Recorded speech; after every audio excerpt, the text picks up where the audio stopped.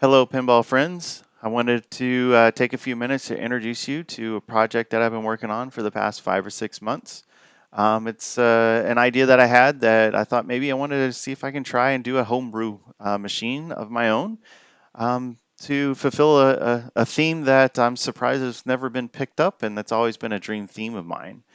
The first idea was to build this out in the virtual world so that way I could see if I could even come up with a layout that was fun to shoot and flowed well and everything worked properly. And then also to figure out if I can even learn how to code. I've never done any real coding before. I used to do some virtual pinball recreations about a decade ago, which they used VP MAME, so there really wasn't a lot to it. To whereas now I'd have to learn how to physically code in everything, when to turn lights on, when to turn lights off, when to activate solenoids, and also the scoring aspects of everything. So I got started with coming up with a layout, and then I started to throw in, the lights and solenoids and trying to build in some basic rules and sound bites into it. And I've come to a point to where the game is somewhat playable. We've got a couple modes built into it, and everything functions properly. So I figured now was a good time to share it. So without further ado, let me go ahead and get this started, and I introduce you to Top Gun Pinball. So I've been doing my own artwork here. So I kind of polishing up on my Photoshop skills and trying to come up with something that is somewhat pinball related looking, but also is ideally true to the theme. I'm looking at trying to integrate mainly the original Top Gun movie because that's where I grew up in watching, but I also wanted to throw in some aspects of the second movie because I thought it really did well with the first theme, and it lends pretty well to some pinball stuff as well.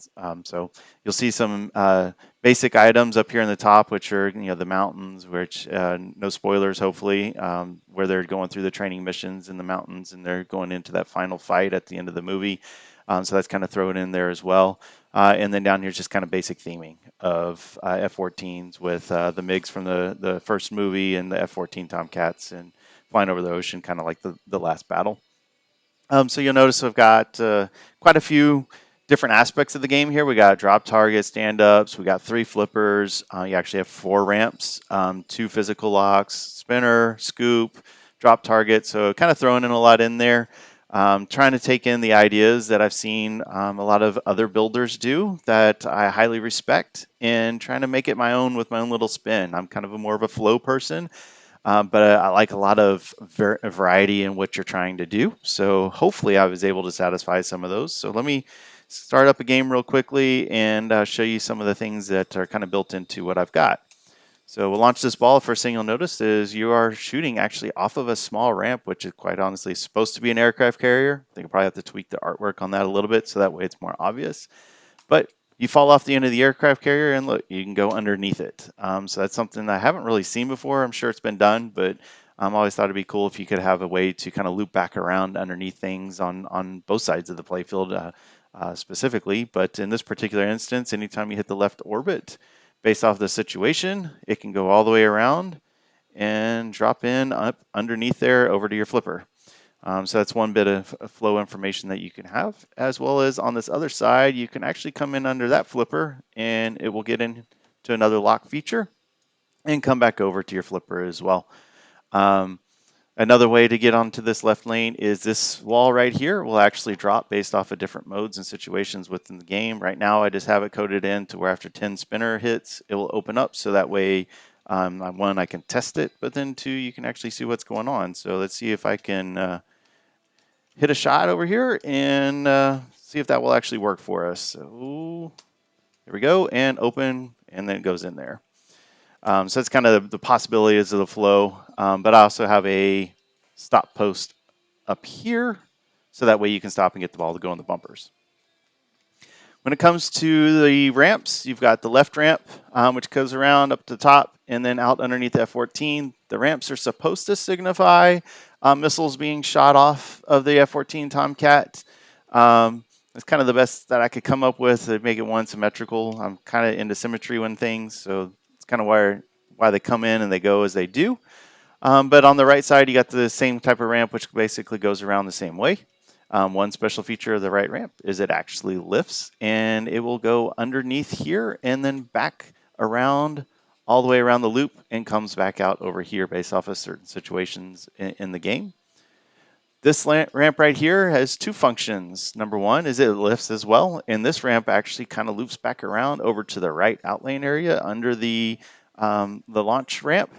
Kind of think of it like Rush's spinner, where you hit that and it curves over to the right, or I'm trying to think of the other game that does that. Uh, X-Men. X-Men's the other one that kind of does that, where you shoot a spinner and it kind of goes over off on the right-hand side. Does the same thing, except for instead of kicking it back up under the playfield up at the top, it goes back underneath and comes down to the ramp. The second functionality of this is serves as a loopable ramp. Think of Star Trek, for example, but it's also where your locks come into play. So it will come back under behind the backboard and it will go all the way back around. And if you have locks lit, it will go in there. Otherwise, it comes back around here and you keep looping it. Another shot up here, right above here. This one also loops around. So you can got a lot of opportunities in order to get fast play with multiple combos and loops and so forth in the game to try and help kind of keep the speed going, but also give you a little additional variety. That's why these ramps will raise and lower based off different situations in the game. This ramp here is kind of like Avengers Affinity Quest, but hopefully a little bit more reliable because it's ideally shorter and it's more in line with the monkey shot in Pirates of the Caribbean, where it's just kind of a backward scoop to where it just shoots the ball up and out and it goes up onto that ramp. Over here, you got the spinner. The spinner is going through the canyon, so it actually will curve back around and it goes behind the F-14 Tomcat and it will spin around. So you can, one, get a combo shot here to kind of loop it around, or depending on the situation of the game, it will stop with a post that's right about there and it will drop in up in the end of the pop bumpers. Pop bumpers is what would actually change the mode that you're going to be on. So that's one feature of the game to where that's going to stop it to kind of go through.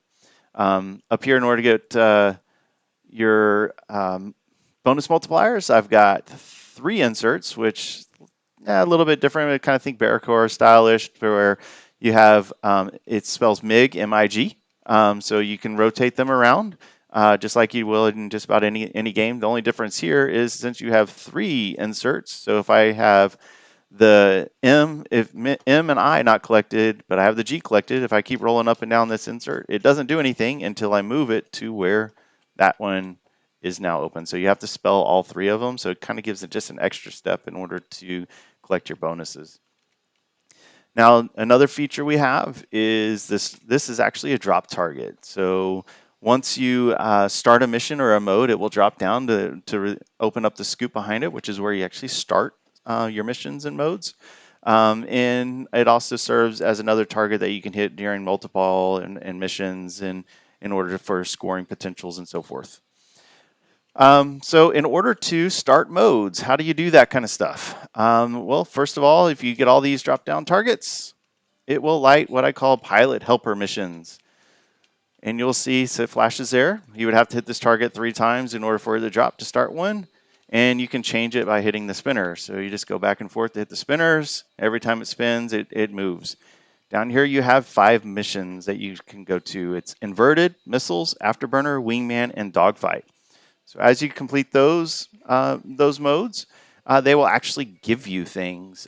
So if you are inverted, it will give you additional flight skills, missiles. More importantly, it makes the game easier. So if you win the missiles mission, you will collect the ability to take on 2 shots for every one that you hit. So let's say the mode that you're going to be playing takes 10 shots. If you've collected missiles, then you only have to hit 5 things. Afterburner, it's going to give you more time. So if the mission is 60 seconds, now you have 120 seconds, maybe 2 minutes or whatever it is based off the mode. It just gives you more time because you are flying faster. It's kind of the thought process. Wingman is a multi-ball mission to where once you collect that, then your next mode or mission is going to be a 2-ball situation. Not an add-a-ball, but it automatically kind of gives you 2 balls for it and makes it a multi-ball mode. Dogfight is the wizard mode for if you complete all 4 of them, then you just kind of go into a little mini wizard mode. So those are those that I have coded in already. So in order to do that, you will I said, hit that 3 times, and then you just have to shoot it into the scoop. So we'll do that real quickly, and hopefully I can actually do that while I'm trying to talk. And I can't do that. Now can I? There we go. So now we started missiles. This particular mission, you shoot the green shots, and we'll see if I can do that real quickly. There's one, and then hopefully we can get this one. It's got to get it all the way around. There's a switch in the back. There we go. And then now we have to hit this left orbit. If we hit that, perfect. So now you are locked on. So with missiles, the first shots are green. That's when you're trying to lock on, get missile lock onto an aircraft. And as you get that missile lock on, it will identify the MiG that you need to shoot down. You can see right now it's in the top right-hand corner of the playfield that is flashing blue. You shoot that, it will go to the next stage. So one, there we go, got it. And you see the ramps have lifted because now I can shoot the orbits in order to try and get combos for this next level. Let's see if we can do that real quickly. And kind of struggling with the shots. And I only have, looks like, a couple seconds left. And there's that one. Nope. It's not looking like it's going to happen. But we'll go ahead and let that ball drain, and we will start back. Another one to kind of show you. So when you complete modes and missions, it's going to light up for you red or blue. So this particular one I failed. So when it gets started back up, after it goes through its bonus sequence, you'll see that the missions is now red. That tells you you failed that, so you do not get that attribute when you play a mode. All right, so I got the ball back. Now, the next thing I can show you is in order to start your missions, which are going to be spelling Top Gun up here. Each letter up here is a different mission. Once you complete all of them, then you would get into the wizard mode that would be coded in. Obviously, I don't have that in there right now. All I have is inverted and missiles, and I only have one Top Gun mission that's currently in there. But in order to do that, what you have to do is you have to spell Top Gun. So you see all these lights that are lit right now? It will actually go and it will spell Top Gun letters up here on the scoreboard. You can see just based off of what I've shown you already, I've already spelled T-O-P-G-U. So one more, it will light. And there we go. Now this automatically drops down and you can see the T is flashing. You don't want to play that mode, which is Fight Jester, actually. Say you want to play a different one, you just have to shoot it up here into the pop bumpers and it will change the mode for you. So that is why that post goes in the back. So it's kind of a bit of a randomization. I know that looks like it just went to the O. It's actually cycling through all of them based off of how many times you hit it. So we'll see if it goes to another one. There you go. There's 10. All right, so that is that. Now multi-ball. How do you play multi-ball in this particular game? Well, you spell Top Gun. So knock down the drop targets here. That lights your lock, and you can see the cockpit for Maverick is lit, so you would shoot that, and it will come in, and it will actually physically lock up in the top and launch out a new ball. So we get that, and we'll launch another one. Now that we have those two locked, then you just shoot up the middle to start multi-ball. Right now, that will probably not work because I don't have that mode coded in that it would be associated to. So it will just error out. So one other feature I did take this. Sorry, Jack Danger, if you ever see this. I love the fact that you had that kickback. So yeah, I included it here. We've got ejection handles down here on the bottom. I don't know if you see in the artwork where it's flashing eject. You can collect certain attributes of the game, and it'll give you that kickback just like you see in Foo Fighters. So there you go, and just didn't hit hard enough, but normally it pops up. So this is the basics of Top Gun as it is right now. I said I got to redo some of the artwork, got to do plastics. I've got a lot of coding to figure out and kind of get through to see if I can get things playing. But love to hear your thoughts on the general layout and what you think of the art so far, and if you think it would actually be something fun to play. All right, well, thank you, and I'll talk to you again soon, hopefully.